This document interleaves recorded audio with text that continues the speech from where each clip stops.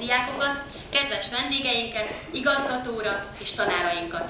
Jó szórakozást kívánok a műsorokhoz!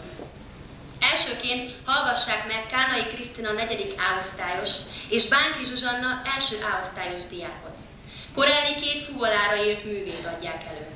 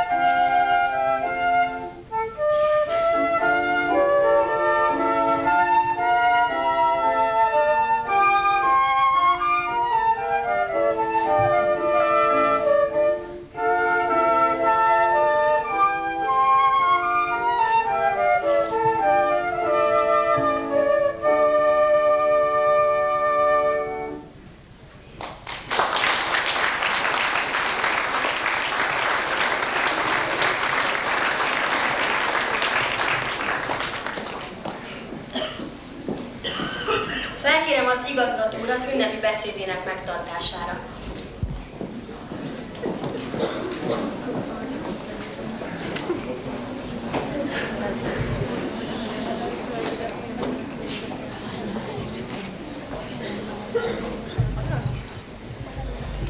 Kedves végzős diákok, tisztelt tanártársaim, kedves vendégeim! A karácsony előtti napoknak mindig különleges varázsa van. Ilyenkor ünnepi a hangulat, lehiggadnak az indulatok, kellemesebb lesz minden. Ezt a hangulatot tovább fokozza, hogy egy hét múlva megkezdődik a téli szünet. Az igazi csúcs az, ha ezt az ünnepi készülődést betetőzi egy olyan esemény, mint a mai szalagavató. Tisztelt ünnepi összejövetel! A szalagavató ismétlődő hagyomány a középiskolánknak, mégis minden avatásnak van valami jellegzetessége.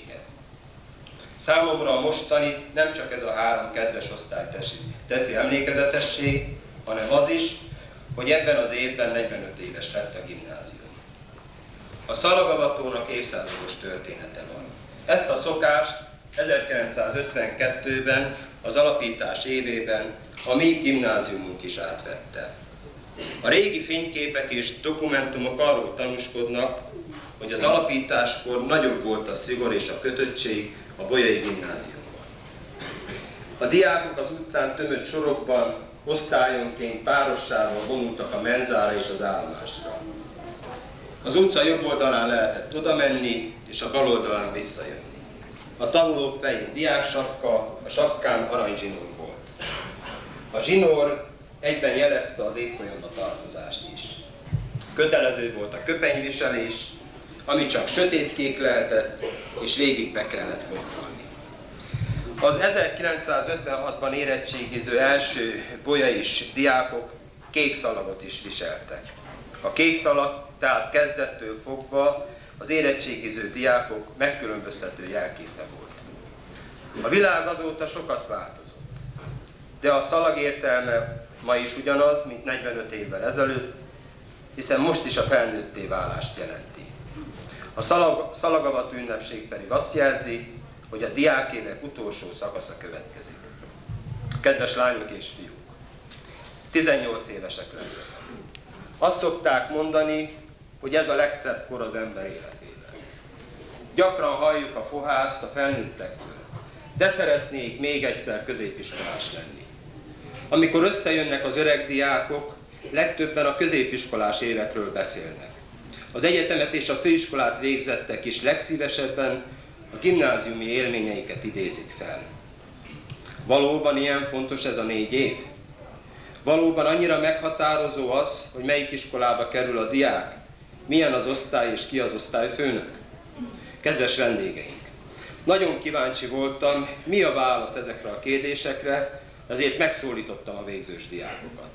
4 kérdést tettem föl nekik, amire ők írásban válaszoltak. Az első kérdés az volt: miért szeretem vagy nem szeretem az osztályfőnökömet? Második kérdés: miért szeretem vagy nem szeretem az osztályomat?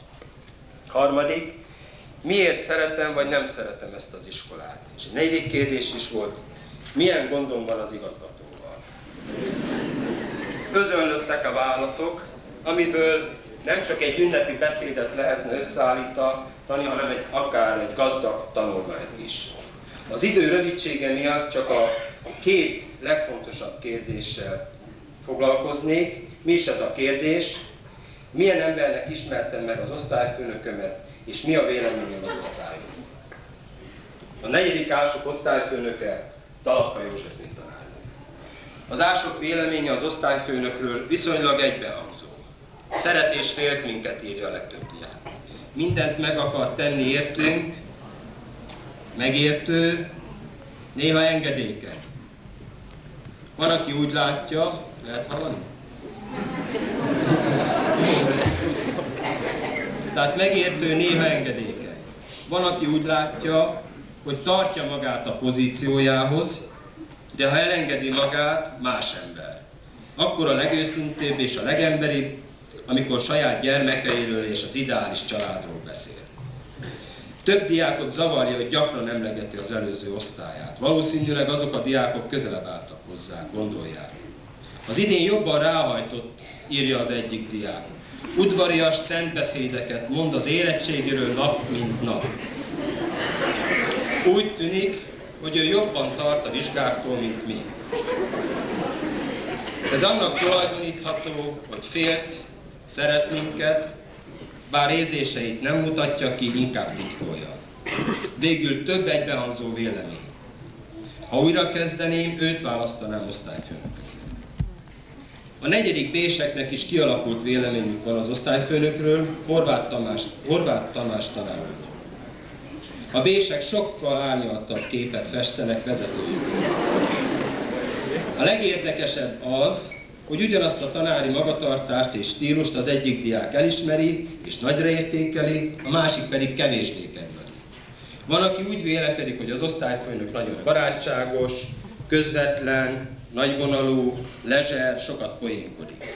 Másokat ezek a vonások inkább zavarnak, mert azt mondják, hogy nem törődik eleget az osztályfoglalkoztató problémákkal, átlép a gondokon.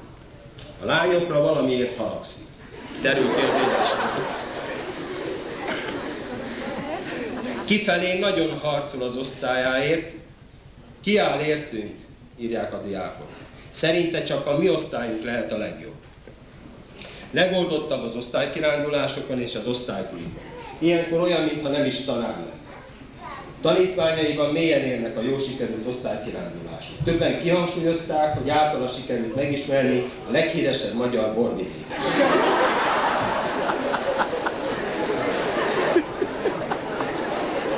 Bárhova vitt bennünket, mindig vigyázott rá, igazgató és megnyugodjon. De így végül egy összegző véleményt idézett Horváth Tamás osztályfőnök úrról, összetartja az osztályt és mindig védelmezi, mint tyúkapó a csibéjét. A 4. C-sek osztályfőnökkel Rózsa László tanár. Ez az első osztálya, így az elmúlt 4 évben szembesült azzal, hogy mit is jelent osztályfőnöknek lenni. Tanítványai úgy látják, hogy volt időszak, amikor bánta ezt az osztályfőnökséget. Most már komolyan veszi a hivatását. Szereti az osztályát, segítőkész, de néhány diákra jobban hallgat, mint a többiekre. Figyel ránk, írják a diákok. Megpróbálja összetartani az osztályt, ebben a tekintetben nincs könnyű dolga, írják a diákok. Legtöbben még reménykednek abban, hogy érettségire összerázódik igazán az osztály, bár többen kezdik megkedvelni egymást, és vannak, akik úgy nyilatkoznak, hogy hiányozni fog a társaság. Arra a kérdésre, hogy miért szeretem vagy nem szeretem az osztályomat, a 4. B-sek sokszínű választ adtak. Vannak, akik úgy vélekednek, hogy jobban meg kellene becsülni egymást az osztályban. Az lenne a jó, ha senki se bántaná meg a másikat, legtöbben jó osztálynak tartják a 4. B-t. Sok egyéniség van az osztályban, és mindenki kibontakozhat. Nem unalmas társaság, sok a humor. Ha nehezednek a feladatok, mindig növekszik az összetartás is. Van, aki a legjobb osztálynak tartja a 4. B-t. Királyi társaság, minden osztály mintaképpen olvasható az írásokban. A második kérdésre legegységesebb választ a 4. A-sok adtak. Egy-egy diák kivételével mindenki rajongással ír az osztályról. Úgy tűnik, hogy leginkább ők fogadták el egymást, természetesnek tartják, hogy minden diák más, és mindenki úgy jó, ahogy van. Ők senki sem néznek le, segítőkészek, ugyanakkor vannak kisebb társaságok az osztályban, de mégis közösségé formálódtak. Nagy hatással vannak egymásra. Őszintén beszélnek problémáikról, ami legtöbbször megértésre talál. Azt mondják magukról, hogy kifelé nem mutatkoznak komolynak, de osztályon belül a lelki és az érzéki világok nagyon gazdag és mély. Sokan úgy érzik, hogy nehéz lesz elszakadni egymástól, vannak, akik kimondottan félnek az elválástól. Néhányan szenvedélyes hangon nyilatkoznak magukról, imádom ezt az osztályt, ez egy fantasztikus társaság, ez az osztály egyszerűen szuper. Tisztelt ünnepi összejövetel, kedves diákok! Egy pillanatra úgy tűnhet, hogy nem ünnepi beszédet mondok, hanem pedagógiai lákleletet adok a végzős osztályokról. Egyszerűen nem teszek más, mint örömünkről, bánatainkról, az életről, a mi életünkről beszélek. Kedves lányok és fiúk, az idő rövidsége miatt nincs arra lehetőség, hogy a további kérdéseket elemezzem. Pedig arról a kérdésről, hogy mit jelent számotokra ez az iskola, tanulságos lenne beszélni. Talán majd az utolsó nagy ünnepi összejövetelen, a ballagáson erről is értekezni fogok. Volt egy 4. kérdés is, hogy mi gondom van az igazgatóval. Talán erre a kérdésre adott válaszok most nem is olyan fontosak, minden esetre köszönöm a diákoknak, hogy olyan nagyra értékelik azt a munkát, amit az iskoláért és őértük teszek. Legvégül egy rám vonatkozó, ideillő vélemény. Ezt szeretném idézni. Azért van egy kis baj az igazgatóval, rengeteget beszél, nem lehetne csak a lényegre szorítkozni? Írja az egyik diák. De igen, következzék tehát a lényeg, kedves lányok és fiúk, szívből köszöntelek benneteket ezen a fontos napon, a szalagavaton. Kívánom, hogy öröm és boldogság kísérje utatokat az elkövetkezendő hetekben, hónapokban és években. Köszönöm a figyelmet!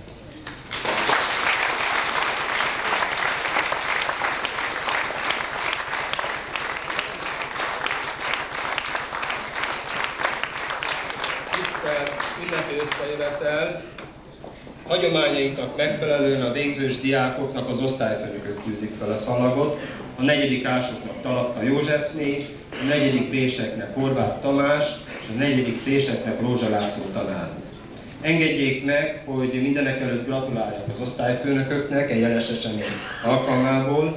Elsőként nekik szeretném feltűzni a szallagot, ezzel is jelezve, hogy a következő hónapokban még inkább ők állnak az osztály élén, és még inkább ők viszik sikerre a diákokat.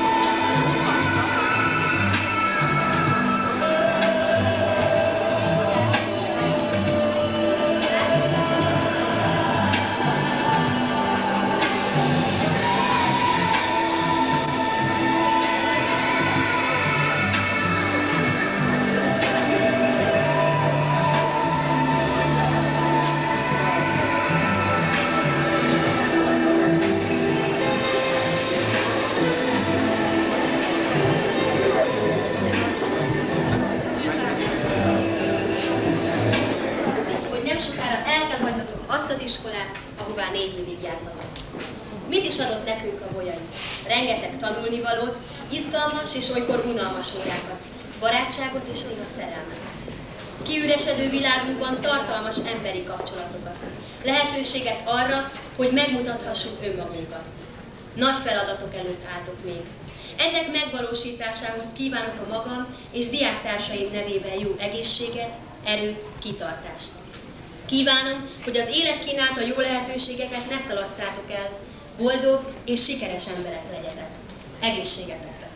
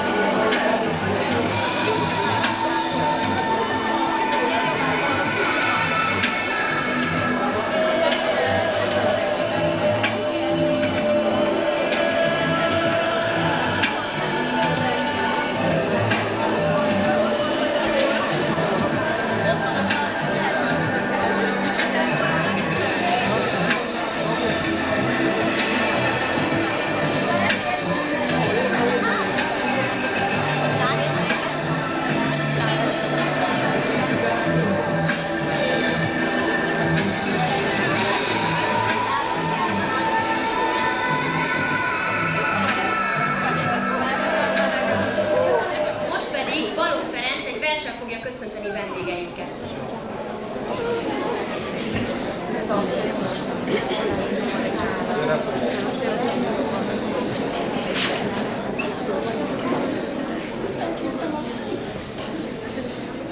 Kedves szülők, tanáraim! Most, hogy elérkeztünk ez az ünnepi pillanathoz, szeretném megragadni az alkalmat, hogy a 3.-4. osztály nevében megköszönjem támogatásukat, mellyel sikeresen eljutottunk idáig. Hálánk jeléül kérem, fogadják szeretettel Ady Endre egyik versét. Adjon Isten mindenkinek! Adjon Isten békét, kedvet, asszonyoknak, embereknek, sok örömet mindenkinek, pénzt, szerelmet, vágyat, hitet, gyönyörű kék itt az ég. Úgy szeretném megtalálni, úgy szeretnék azzá válni, kinek az élet teher, az ember könnyen megy el. Gyönyörű kék itt az ég. Átaladni úgy szeretnék, sok hirtelen vágyam eszmén, sok drága kincset, nagyot, amihez már vén vagyok. Gyönyörű kék itt az ég. Néha-néha szerelemmel telik meg az ilyen ember. Néha-néha úgy megsajog. Más bánat, bú és más bajok. Gyönyörű kék itt az ég. Adjon Isten ifjúságot, szabadságot, boldogságot, egészséget, pénzt és hitet, szerelmet, hírt mindenkinek. Gyönyörű kék itt az ég.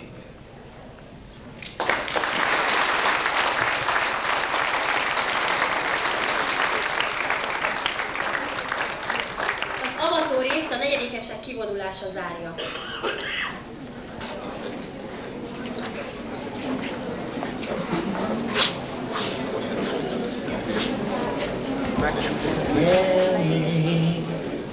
Egy szó, mielőtt menni kell még egy ölelés, ami véget kísér.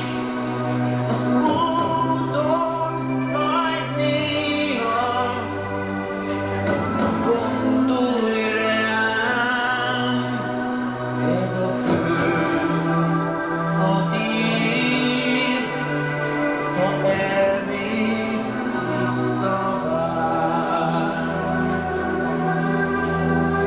Nézd rám, és lásd, csillagokra lépsz. Nézd rám, tovább ült a régi szenvedés, hol a fák az égének, ott megérint a fény. Tudod jól, hova mész, de térjünk hazaérsz. Szállj, szállj, szóljon zárnyán, három hegyen túl. Szállj, szállj, ott várok rád, ahol néget ír az út. Úgy kell, te is nézd, nem értél hiába az a hely, ahol élsz. Világnak világa, az érik élő bánat, ha nem nő újra ága. Úgy él, de legyél virág, virágom.